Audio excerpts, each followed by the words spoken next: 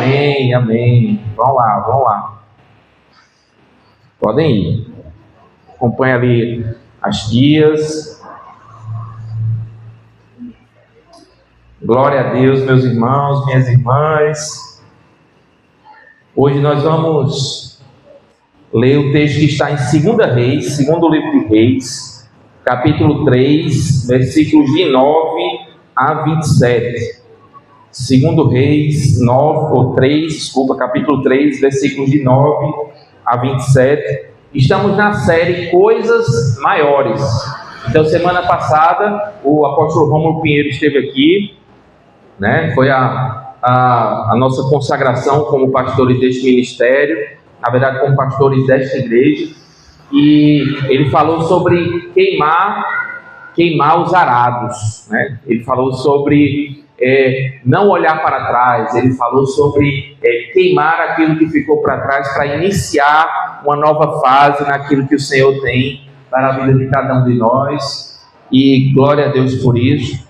Dizer que também nós estamos com um canal no YouTube agora, da Saúde de Santa Rita, glória a Deus por isso. A palavra de terça-feira já está lá no canal, e esta nossa mídia aí, nosso ministério abençoado de mídia, está trabalhando para que também esteja. E o título desta mensagem é Cave Poços. Quem aqui deseja cavar poços? Levanta as suas mãos. Amém. Vamos entender então esse princípio na palavra de Deus. Versículos 9 a 27, 2 Reis 3. Diz assim a palavra do Senhor: Então o rei de Israel partiu com o rei de Judá e o de Edom. Então eram 3 reis, o de Israel, o de Judá e o de Edom.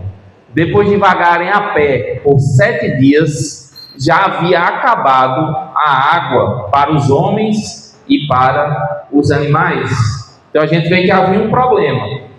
Eles estavam em guerra contra um outro povo, e ali acabou a água para o exército e para os animais. O rei de Israel então exclamou: E agora, será que o Senhor nos ajuntou 3 reis para nos entregar nas mãos de Moabe? Já veio a primeira murmuração aqui. Josafá, que era o rei de Judá, Josafá, porém, perguntou: Será que não há aqui um profeta do Senhor para que consultemos o Senhor por meio dele? Um oficial do rei de Israel respondeu: Eliseu, filho de Safate, está aqui. Ele costumava derramar água nas mãos de Elias. Josafá prosseguiu: A palavra do Senhor está com ele. Então o rei de Israel, Josafá, e o rei de Edom desceram para falar com ele. Eliseu disse ao rei de Israel: O que tenho a ver com você? Vá consultar os profetas do seu pai e da sua mãe. O rei de Israel, porém, insistiu: Não, pois o Senhor que nos ajuntou 3 reis para entregar-nos nas mãos de Moabe. Então Eliseu disse: Tão certo como vive o Senhor dos exércitos, a quem sirvo, se não fosse por respeito a Josafá, rei de Judá, eu não olharia para você, nem mesmo lhe daria atenção. Então olha a resposta do profeta. Ele, a princípio, ele não queria, né, ser instrumento de Deus, mas aí, nessa situação, porque ele não reconhecia o rei de Israel, mas aí ele diz: olha, por respeito a Josafá, rei de Judá, eu vou ser instrumento de Deus e vou declarar aquilo que Deus tem para esse momento. Agora me tragam um músico. Enquanto o músico tocava, a mão do Senhor veio sobre Eliseu, e ele disse: Assim diz o Senhor: cavem muitas cisternas neste vale. Em outras palavras, cavem muitos poços neste vale. Pois assim diz o Senhor: vocês não verão vento, nem chuva, contudo, este vale ficará cheio de água, e vocês, os seus rebanhos e os seus outros animais beberão. Mas para o Senhor isso ainda é pouco. Mas para o Senhor isso ainda é pouco. ele também entregará Moabe, entregará o povo inimigo nas suas mãos. Vocês destruirão todas as suas cidades fortificadas e todas as suas cidades importantes. Derrubarão todas as melhores árvores, taparão todas as fontes e destruirão com pedras todas as terras férteis. No dia seguinte, na apresentação da oferta da manhã, a água veio descendo da direção de Edom e alagou a região. Aqui a gente está falando de um exército, irmãos. Então Deus disse: cave os poços. O povo com fé fez isso. E no dia seguinte houve uma inundação ali de água naquelas terras. Quando os moabitas ouviram que os reis tinham vindo para atacá-los, todos os que eram capazes de empunhar armas, do mais jovem ao mais velho, foram convocados e posicionaram-se na fronteira. Ao se levantarem bem cedo na manhã seguinte, o sol refletia na água. Para os moabitas, a água pareceu vermelha como sangue. Continua. Então gritaram: é sangue! Os reis lutaram entre si e se mataram. Agora ao saque Moabe. Quando, porém, os moabitas chegaram ao acampamento de Israel, os israelitas os atacaram e os puseram em fuga. Entraram no território de Moabe e os arrasaram. Até aí, tá bom. Boa noite. Irmãos, a palavra de Deus, ela nos garante que Deus tem coisas grandes para a nossa vida. Mas em determinadas situações, em determinados momentos da nossa vida, parece que o nosso raciocínio, a nossa visão, ela está restrita.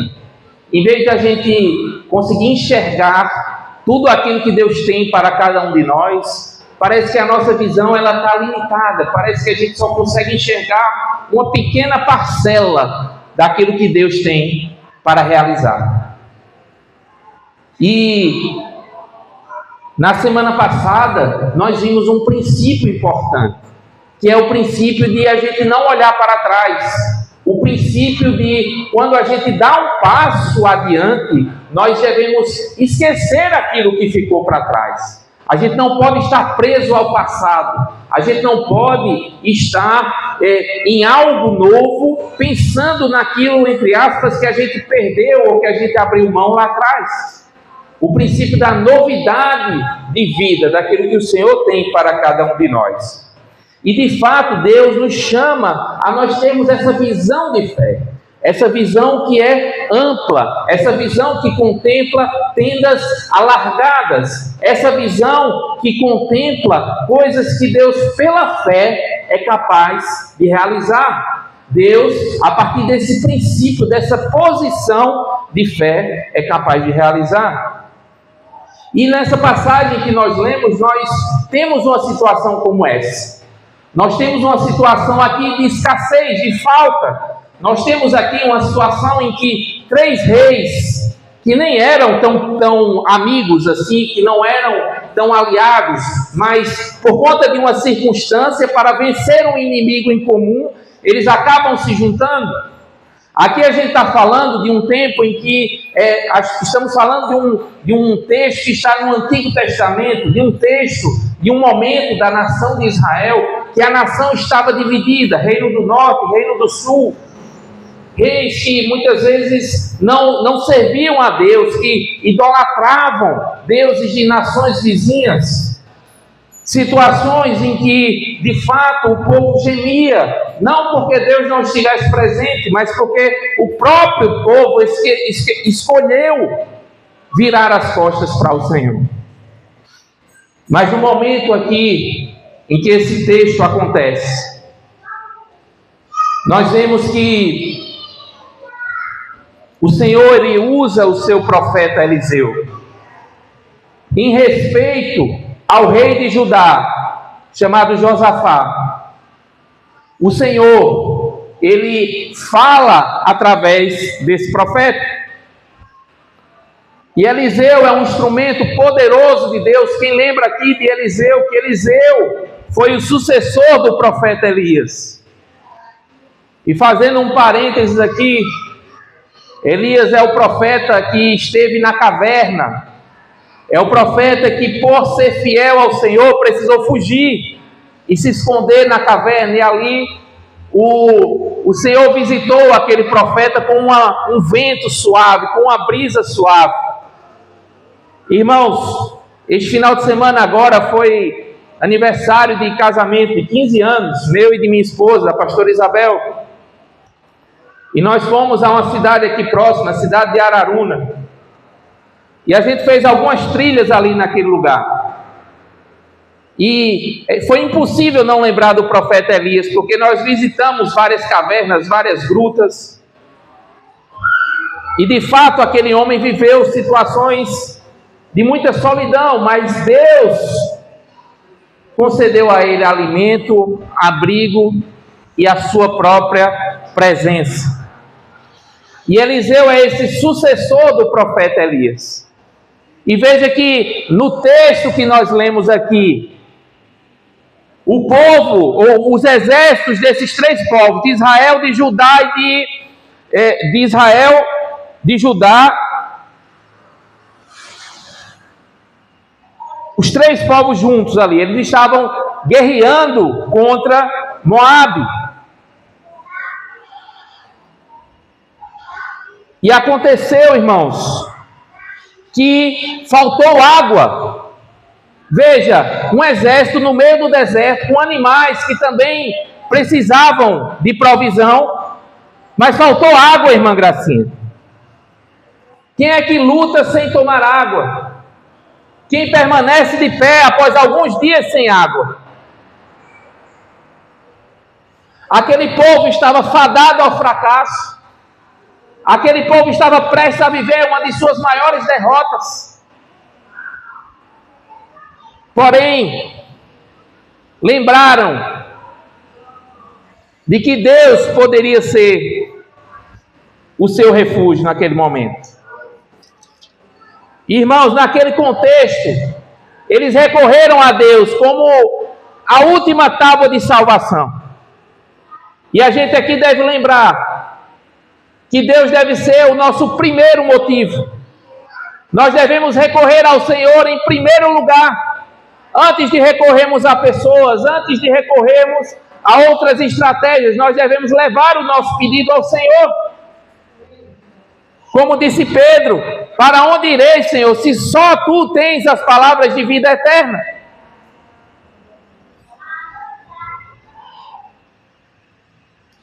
E o fato, irmãos, é que a resposta daquele profeta não parecia uma resposta que iria solucionar as coisas. Nós muitas vezes queremos que Deus resolva as coisas do nosso jeito. Em muitas situações nós queremos que Deus resolva de uma vez por todas aquilo. Mas Deus, meu irmão, minha irmã, Ele trabalha com passos. Deus muitas vezes Ele nos mostra apenas o passo seguinte. E foi exatamente isso que Ele fez aqui com os exércitos.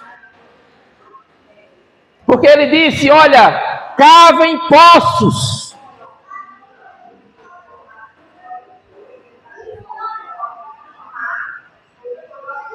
Deus disse ao exército de Israel, de Judá e de Edom: irmãos, Edom é um dos maiores inimigos da história de Israel.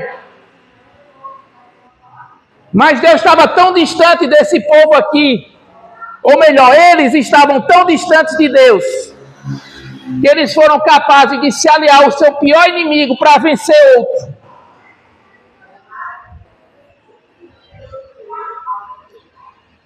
Se você abrir o profeta Isaías, o profeta Jeremias, em várias e várias passagens, há profecias contra a nação de Edom. E aqui nós vemos Israel, Judá e Edom lutando contra um outro inimigo, que é o povo de Moabe.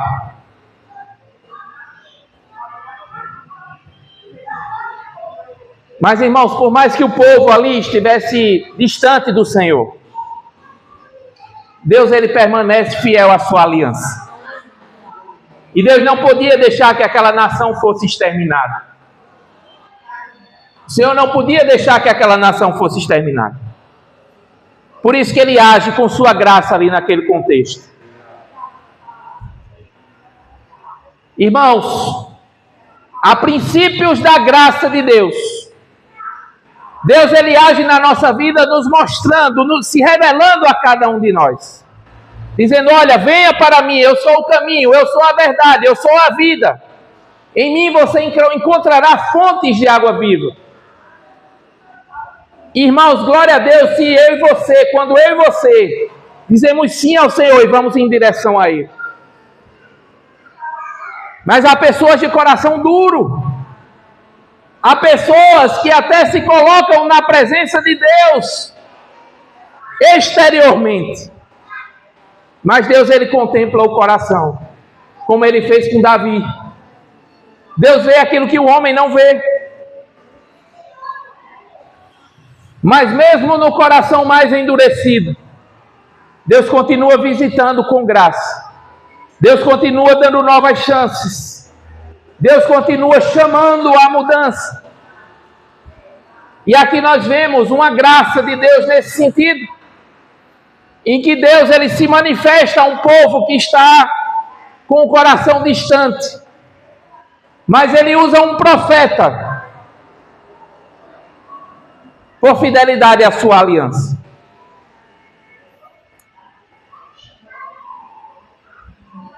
E no versículo 9,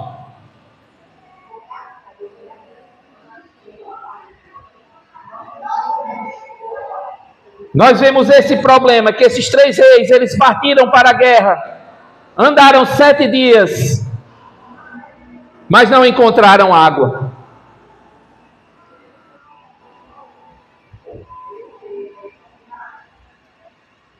Irmãos, diante da falta de água, a melhor estratégia militar, ela seria fraca.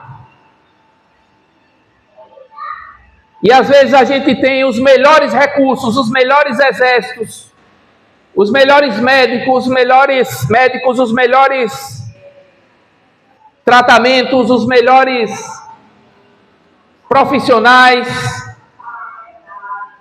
Como igreja, às vezes nós temos os melhores profissionais de mídia.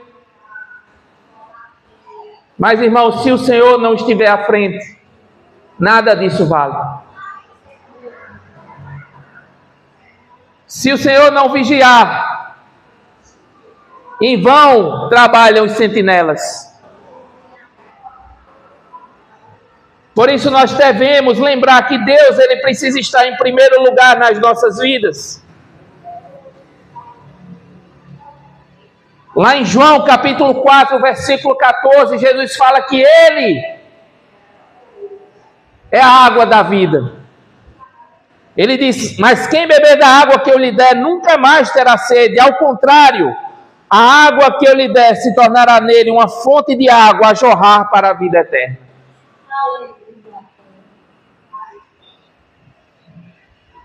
Irmãos, por mais que a gente possa olhar para aquela situação e ver que Deus mandou cavar poços, aquele povo, ele conseguiu a vitória naquele momento. Mas nós que aqui estamos hoje, no ano de 2025, nós temos algo que aquele povo naquele contexto não possuía. Nós temos livre acesso à presença de Deus por meio de Jesus. Nós temos a própria fonte de água viva conosco. Glória a Deus. Do seu interior fluem rios de água viva, porque Jesus é com você. Do nosso interior, irmãos, brotam fontes. Não precisa cavar poço. Ele já está em nós. Você é templo do Espírito Santo. Mas para acessar esse ambiente é necessário fé. Porque sem fé é impossível agradar a Deus. É isso que está lá no livro de Hebreus.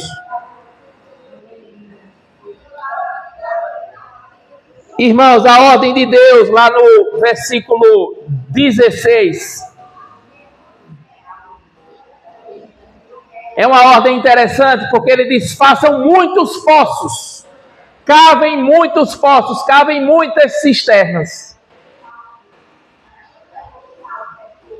Quem já esteve com uma enxada ou com uma pá na mão, sabe que cavar não é uma coisa muito tranquila, não. Uns 6 meses atrás, lá na sede, na Igreja São Luís Sede, nós fizemos uns mutirões para construção do templo, para colocar o aterro, né, que depois formou a base do chão do templo lá da sede.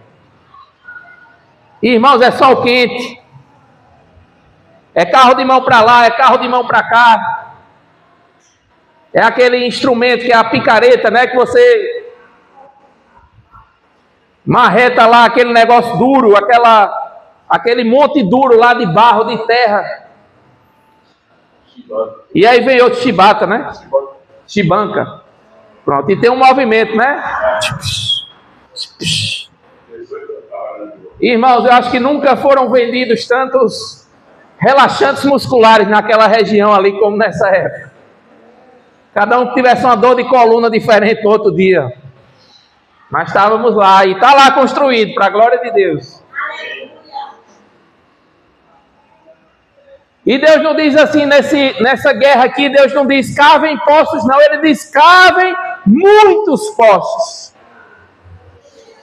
Cavar poço não é tranquilo, cavar poço não é confortável. E cavar muitos poços é muito desconfortável, irmãos.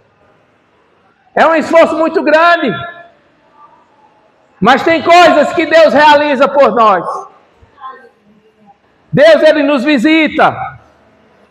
Deus, Ele toca os nossos corações. Deus usa o Espírito Santo para nos renovar, para nos encher. Mas há coisas que só eu e você podemos fazer por nós mesmos.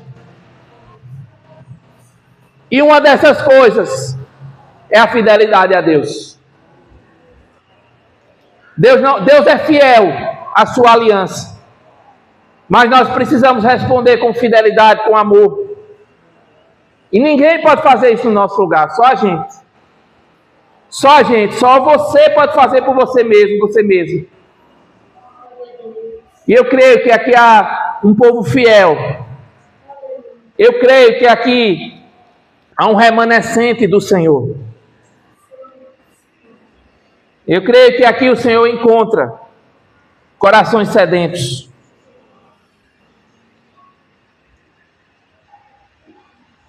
Irmãos, aquela palavra do profeta, ela parecia como um balde de água fria.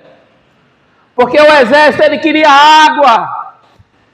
E Deus não deu água. Deus deu uma palavra, cavem poços. E na nossa vida também é assim. Você pode estar buscando algo, você pode estar buscando um recurso, um emprego, uma ampliação do seu negócio, do seu empreendimento. E você diz, Senhor, eu preciso de dinheiro, porque mês que vem vai vencer um valor mais alto. E eu preciso de dinheiro para contemplar, pagar isso. E às vezes a resposta de Deus não é dinheiro, às vezes a resposta de Deus é uma ideia. É ligue para fulano. Mas Deus, se fosse para ligar, eu já tinha ligado. A gente ainda é insolente, a gente ainda ofende Deus. Como se a resposta de Deus não fosse suficiente. Irmãos, quem é que manda cavar poço no meio do deserto, um lugar que não chove? Quem é que manda, em outra situação, em Noé, lá em Gênesis, Deus manda Noé construir uma arca. É doidice, irmãos. Cada dia após dia, construindo um trambolho lá, ó. Botando lá as madeiras, serrando, fechando com betume, primeiro andar, segundo andar. E quando vê no meio do nada, assim, aquele negócio do tamanho do mundo, é motivo de gozação, é motivo de pilhéria, de piada. Mas quem é fiel a Deus não caminha pelo que ouve, pelo que outras pessoas dizem. Principalmente outras pessoas que não servem ao mesmo Deus a quem servimos. Não ache, meu irmão, minha irmã, que pessoas que não têm a mesma fé que você irão apoiar um plano que Deus te deu e que você realiza pela fé. Só os óculos da fé, irmãos, nos levam a entender e a contemplar essa realidade. E hoje Deus está dando essas lentes a cada um de nós. As lentes que dizem, que contemplam quando Deus diz, olha, cave poços. Cave muitos poços. Irmãos, isso se aplica a uma infinitude de situações. Isso pode ser na sua família, por exemplo. Você está orando por uma pessoa. E cavar poços significa orar por essa pessoa. Levantar um propósito de jejum e oração. Cavar poços pode significar buscar uma nova oportunidade profissional, buscar algo que Deus está te entregando. Cavar poços pode significar você entrar num trilho de crescimento na obra, no ministério do Senhor. Você que tem um chamado,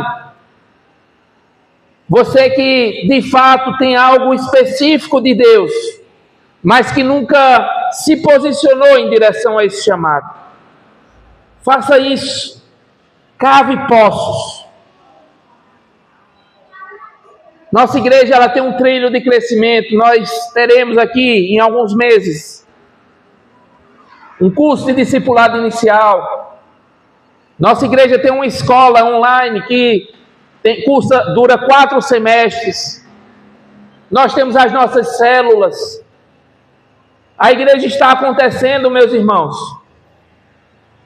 E às vezes a gente está esperando algo extraordinário. A gente está esperando um milagre que é o sobrenatural, aquela coisa que o chão treme e as paredes parece que vão cair. E Deus pode fazer isso. Mas muitas vezes Deus nos visita na brisa suave.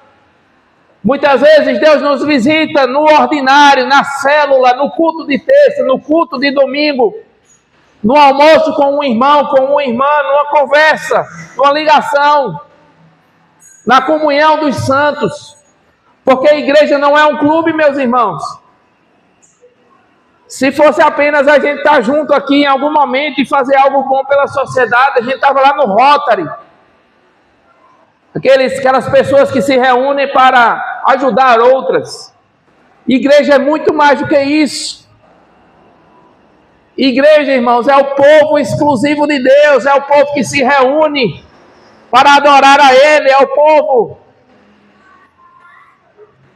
que é unido pelo mesmo Espírito Santo, é o povo que foi comprado pelo sangue de Jesus e que nos céus e no inferno é conhecido. Sim, no inferno também, porque o diabo ele conhece cada um de nós. Parece duro o que eu estou dizendo, mas é uma verdade. Certa vez nós estávamos numa praia aqui próximo, no Rio Grande do Norte. Acho que nós não tínhamos ainda filhos. Eu acredito que não tínhamos ainda filhos. Mas não lembro exatamente a data. Mas lembro do fato que ocorreu.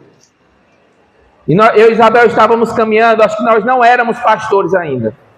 Ou estávamos no início do ministério, mas faz muito tempo. E veio uma mulher endemoniada. E quando nós começamos a orar por ela, ela dizia: você é um homem bom. E eu me lembrei imediatamente daquela passagem em que Paulo, ele expulsa um demônio porque está dizendo: isso é Paulo, servo do Deus Altíssimo. E às vezes o inimigo ele quer enganar a gente com elogio, irmãos. Porque no mundo espiritual os demônios também contemplam o que está acontecendo. Eles veem, eles não sabem o que está no coração de Deus. Eles não leem os nossos pensamentos. Mas eles observam. E ali Deus me deu um discernimento.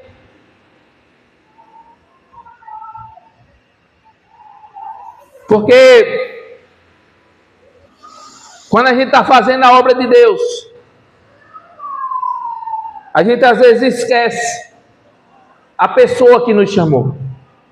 o poder, a autoridade de Jesus Cristo que está sobre a sua vida, sobre a minha vida. E Ele nos deu poder para destronarmos principados, potestades, para expulsar demônios, para realizarmos milagres e maravilhas, para pregarmos o seu evangelho, a sua palavra, e pessoas serem salvas. E ali eu entendi esse princípio.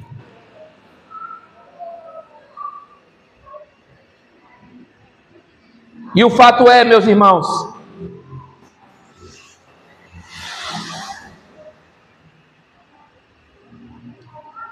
que nós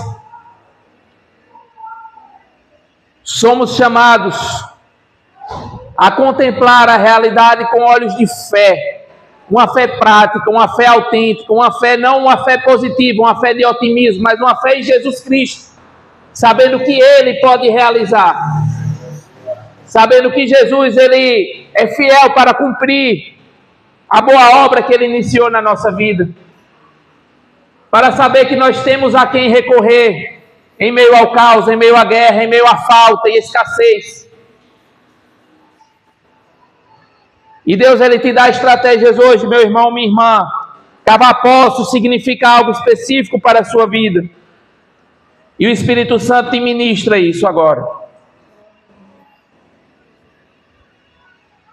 Mas por mais que Deus nos conceda estratégias, por mais que Deus Ele exija de nós um esforço, há coisas que só Ele mesmo pode realizar. Porque cavar poços significava abrir um buraco na terra. Mas aqueles poços só estariam cheios se Deus enviasse água, se Deus enviasse chuva. E Ele enviou, meus irmãos, porque Ele é fiel. E a palavra diz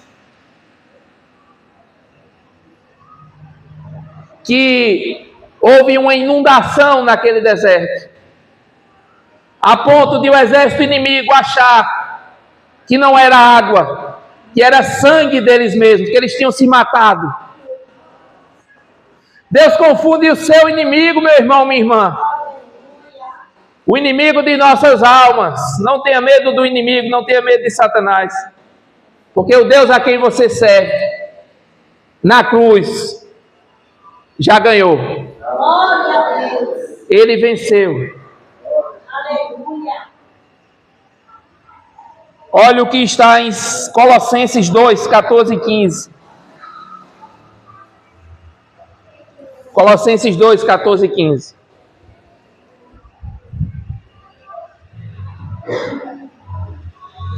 Jesus na cruz, Ele cancelou a escrita de dívida, que consistia em ordenanças e que era contra nós. Ele a removeu, pregando-a na cruz. E depois de ter despojado, derrotado os poderes e as autoridades, humilhou-os publicamente, quando triunfou sobre eles na cruz.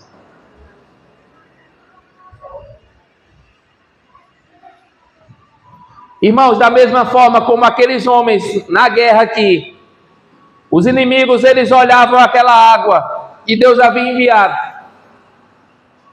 e eles achavam que era o sangue do povo. O inimigo, quando ele olha para a nossa vida, para mim e para a sua vida, nós que temos a Jesus como Senhor e Salvador de nossas vidas, ele enxerga o sangue de Jesus. Jesus que é a água viva. E o sangue de Jesus é poderoso. E esse sangue está sobre a sua vida, não há o que temer.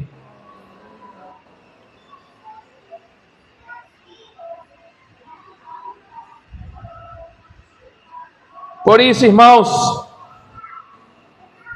esse princípio da fé em Cristo, é algo grandioso. Porque o Deus da eternidade, Ele se fez carne e habitou entre nós. E nós podemos chamar Ele de Emanuel, Deus conosco. Glória a Deus por isso.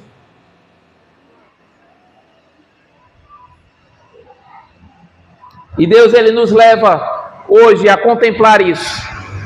Uma estratégia específica para a sua vida.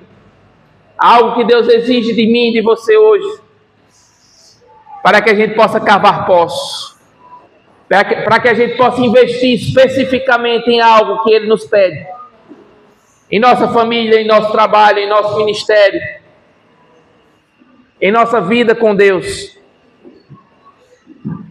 E a partir do momento em que você cavar os seus poços, os seus muitos poços, Ele irá derramar a chuva. Mesmo que você ainda não esteja enxergando nenhuma nuvem no céu, Deus é poderoso para fazer descer chuva.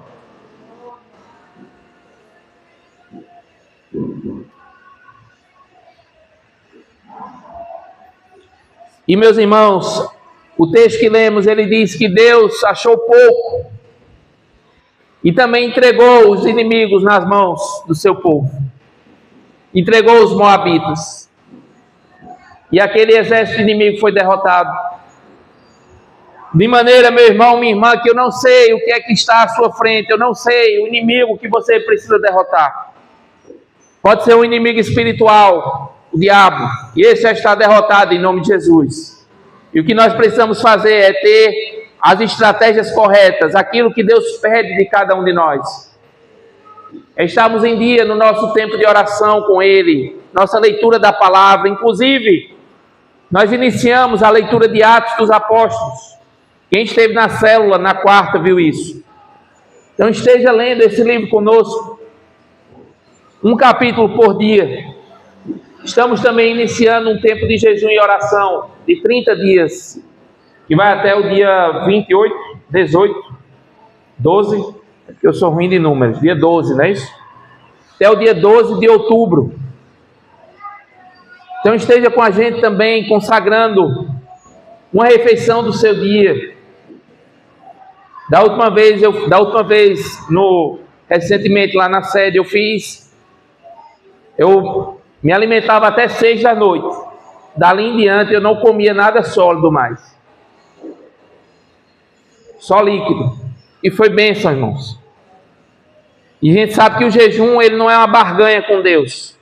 Mas o jejum, ele nos torna mais sensíveis à presença de Deus. O jejum, ele subjuga a nossa carne, de maneira que a gente consegue ouvir a voz de Deus, a gente consegue estar mais próximo, mais conectados ao Senhor. Então vamos como igreja buscar isso. Nós cremos que Ele tem algo novo, algo específico para realizar em nossas vidas. Amém? Eu quero chamar a Betina já aqui à frente.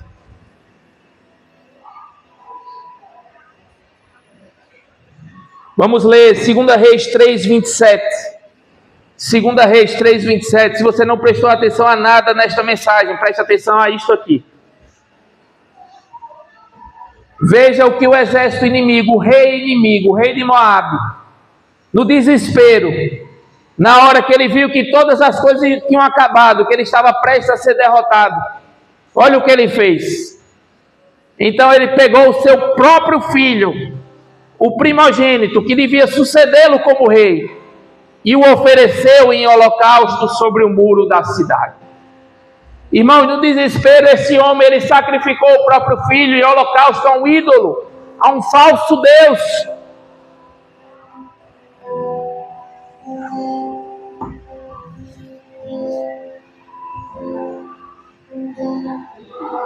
E como é bom a gente servir a um Deus que entregou o seu único filho por amor a nós. Ele não sacrificou a um ídolo, mas o Deus verdadeiro sacrificou o seu filho por amor a mim, por amor a você. Deus amou o mundo de tal maneira que entregou o seu filho unigênito, para que todo aquele que nele crer não morra, mas tenha a vida eterna. Irmãos, esse texto aqui é um contraste com aquilo que Deus realizou. Quem não tem a Deus no desespero, vende até a própria alma, vende até o próprio filho. Mas quem tem a Deus, irmãos, pela fé, consegue acessar a bondade e a generosidade de um Deus que entregou o seu único filho por amor a nós.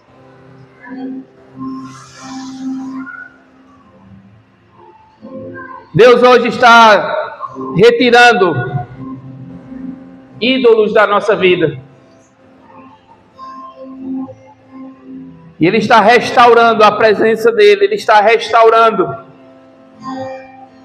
a sua própria pessoa como centro da sua existência. Fique de pé agora.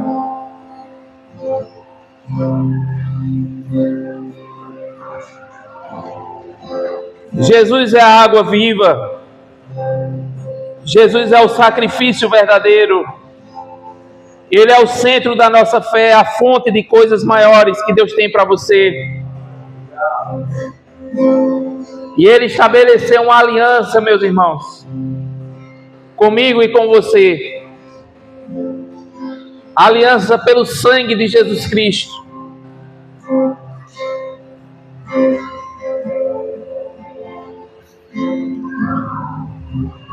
Pelas feridas dele na cruz, nós fomos sarados. É isso que diz o profeta Isaías. As feridas que, o castigo que nos trouxe a paz esteve sobre ele, mas pelas suas feridas nós fomos curados. Invoque agora a cura do Senhor sobre a sua vida, sobre a vida de familiares, a cura física, para dores do corpo, para doenças do corpo.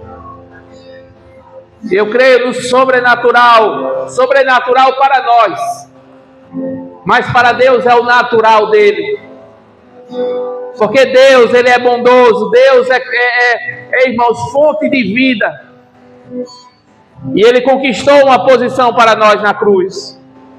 Hoje você é filho de Deus, filha de Deus,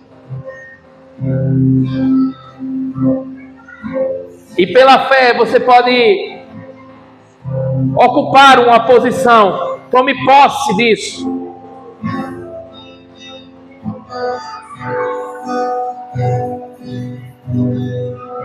Deus hoje também opera curas na alma, nas emoções, trazendo alegria, trazendo renovo, forças para prosseguir, perseverança, um refrigério na alma. E Deus opera também, meus irmãos, no nosso espírito, trazendo um fervor, um calor ao nosso coração, trazendo um desejo de buscá-lo, de contemplá-lo, de estar em sua presença. Louve ao Senhor agora. Contemple-o na beleza da sua santidade.